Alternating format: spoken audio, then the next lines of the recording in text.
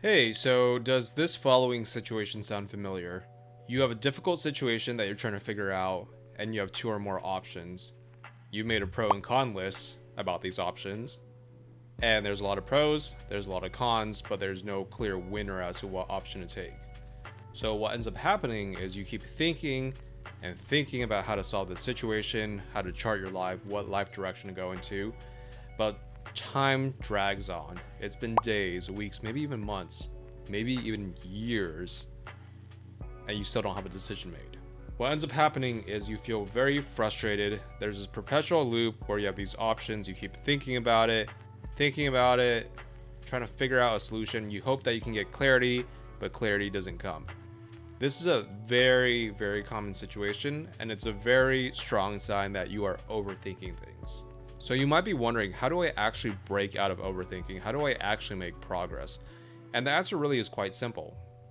It's through testing. It's through incremental actions. Testing is key to break out of overthinking.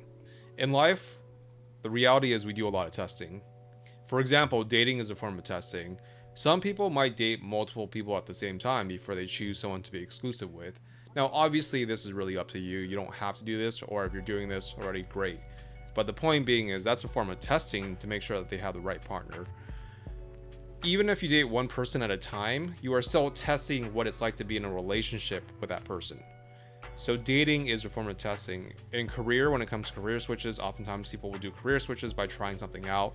That is also a form of testing, because that's a way of you really just kicking the tires to see if you would like that new role. Another area that people commonly test is also their diets. I don't know about you, but I am really into my health, and there are so many diets out there. There's a keto diet, there's an omnivore diet, obviously, there's the vegetarian diet, there's a vegan diet, there's a carnivore diet. I think I mentioned that earlier. Perks of getting older, my memory's not too good. And anyways, those are just a few diets, but there are a crap ton of diets, and a lot of them say like, hey, we are the best diet because apparently this study shows that, this diet is the best for whatever, right? It can feel very overwhelming as to what diet to choose for you. So the only way to really know how your body will respond to a diet is to actually try it out for an extended period of time to see how your body responds, because everything else is just theoretical. We obviously know that when it comes to diet, there are some things that are clearly bad for your health.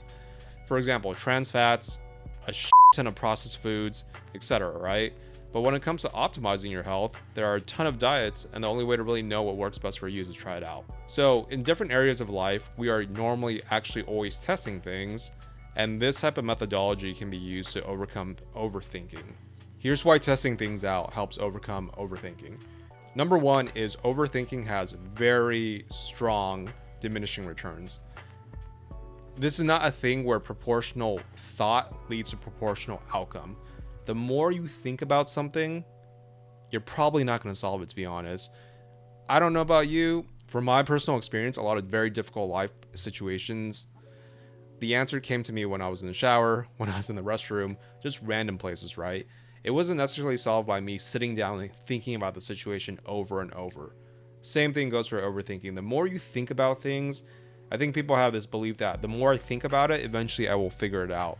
And there is something to be said about persistence, but I would say for overthinking, there are diminishing returns, because the reality is if you're overthinking, it means that you're in a life situation, direction, or action that you need to take where all the options are either equally good or equally bad, or they all seem equally good or bad. So the more you think about it, it's not going to solve anything. There really are diminishing returns to using your conscious thought to solve an issue where you're just questioning what life direction you should take. Number two is overthinking can be solved by testing, because with overthinking, you're not going to make progress. You are living in your head and you're not living in reality. A lot of things seem very good conceptually. It's very good to, let's say, I'll give an example. Let's say you're like, I wonder what career I should switch into. You're like, okay, well, I like talking to people. I like software.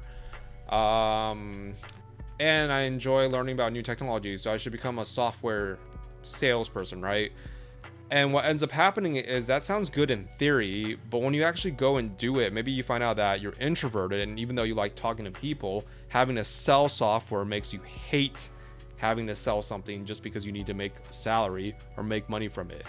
This is a trap a lot of people fall into. They feel that since they know themselves, generally speaking, they feel that if they think about themselves, what they want, eventually the answers will come to them. But that doesn't work. Thinking like that has to be grounded in personal experiences. After your personal experiences and actually taking action, things will become a lot more clear. There have been many times where I would honestly just sit down and think, oh, should I switch careers? Should I do XYZ? Should I move out of the city that I live in, etc., right? And I would journal and journal and journal and journal and journal and journal, and I wouldn't make any progress. It's because I was living in fantasy land. I was living in my mind. I wasn't actually living in reality and trying things out. The third reason why testing and taking small steps beats overthinking is due to the fact that overthinking actually is a form of avoidance. I feel a lot of people, including myself when I overthink, deep down we're very scared of making a choice and making the wrong decision. Here's a secret. There is no wrong decision. There are more optimal choices and less optimal choices.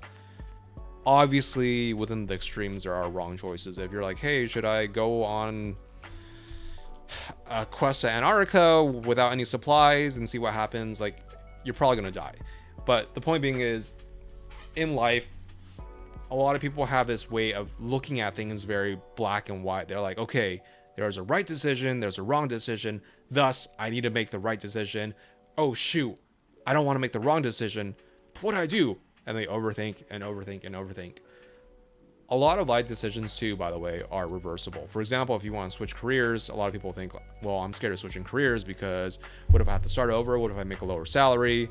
But the reality is you could try it out, and there are easier ways to try it out and less risky ways to try things out. And if you don't like it, you could always go back to your old job. So what I'm trying to say is overthinking really is a form of avoidance because it's easier to kind of sit in the comfort of your own room or your home and think about things instead of actually taking action and putting yourself out there. Testing is so good at overcoming overthinking because by testing, you actually de-risk your choices. For example, let's say you want to switch careers, right? But let's say that role that you're looking for is in your existing organization and you ask to shadow someone that's in the role that you want. That way you can get a little bit of practical experience, but if you don't like it, you can go back to your old or current role. So the point being is testing allows you to really de-risk things because you can try things on a little bit. It's kind of like going to like a candy shop or going to an ice cream shop where they give you samples. You don't have to buy the whole tub or you don't have to buy the whole like pint, whatever it may be, right? But you're able to try things out to see if you like it. So testing is really good because it gets you out of your head, allows you to test things out, and you can do it in a very non-risky manner. And this ties to that earlier point I mentioned. Deep down, people are scared of making the wrong choice, and that's why they overthink. But by testing, you're able to test things in such a way and experiment in such a way where you're really not putting a lot of risk on the line. So testing really gets you out of your head, it gets you into the real world, and in a way where it's not super risky for you. Also, by testing, you gain real world data and you build confidence in yourself, because by taking action, already that helps you build confidence because you're like, I'm not the type of person to just think about things, I'm actually going to do it. And by taking action, you learn from your actions, hopefully. And by learning from your actions, you gain wisdom and experience. And with wisdom and experience, down the road when you face a similar situation, you're able to process it faster, which makes you feel more confident because now you feel more competent and you are more competent. Here are the steps that I have for testing. It's very straightforward. I mean, basically this whole video is like take small steps and take action, but I would say start with small tests. A lot of times when people are feeling angsty in life, they want to just blow up their life. They're like, hey, maybe I should just move out of America. Maybe I should just, get a new relationship. Maybe I should just quit my job and become a yoga teacher. Nothing against yoga teachers, by the way. But the better way to start is to start small with incremental tests, small tests where you can try and kind of probe to see what your new life direction may be. Again, going back to my career example, because a lot of my channel has focused on career in the past, if you want to switch into a new role, I wouldn't say, go back to med school, for example. I would say if there's a way you can test out that new career pivot without a lot of like financial resources or effort or time, or do it in a way where it might not impact your existing role, I would encourage doing that. So for example, in technology, a lot of times people want to switch from different roles in technology. A UX designer, for example, might want to become a product manager. So the best way they would learn is to ask their boss for product management tasks, or they would ask to shadow a product manager. This is an example of testing things out, but doing it in a very non-risky manner, because let's say they try it out and they don't like it. Number one, they're not going to be penalized for it because the boss knows that they're just trying it out and wanting to see if they want to switch into it. Number two is it's very de-risky. Is that even a word? De-risky? It's very de-risked because if they don't like the job or the new role, they can just go back to their existing role and no harm, no foul. So I would say if you want to test things out, always start with smaller experiments, because chances are you don't need to boil the ocean. You don't need to take as much action and as much drastic action as you think you do. Step number 2 is to focus on progress over perfection.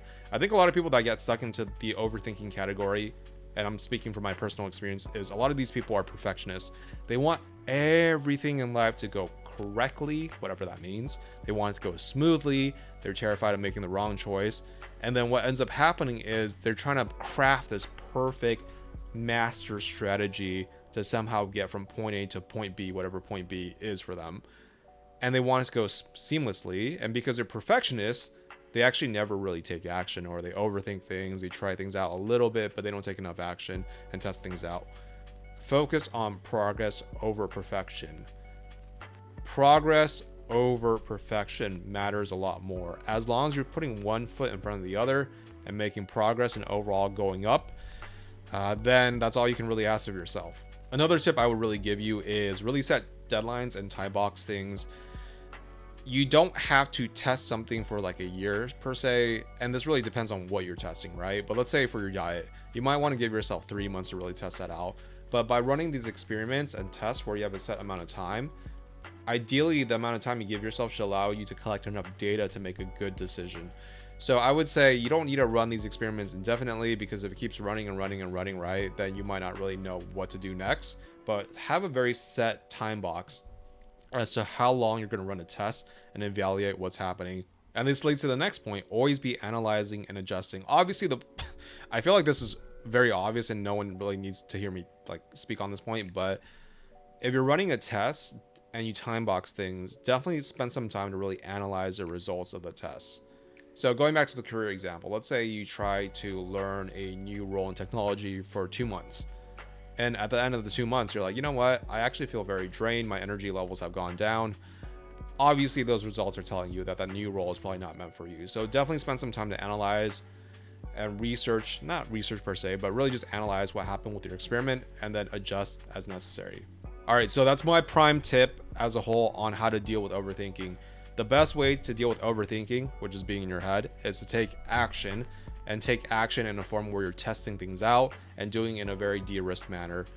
If you have any similar stories, feel free to leave it down in the comments. I always love reading the comments. Can't read all of them, but obviously, but really love hearing from you all. Thank you for watching this video. If you like this channel or this video, please like and subscribe. I will see you all next time.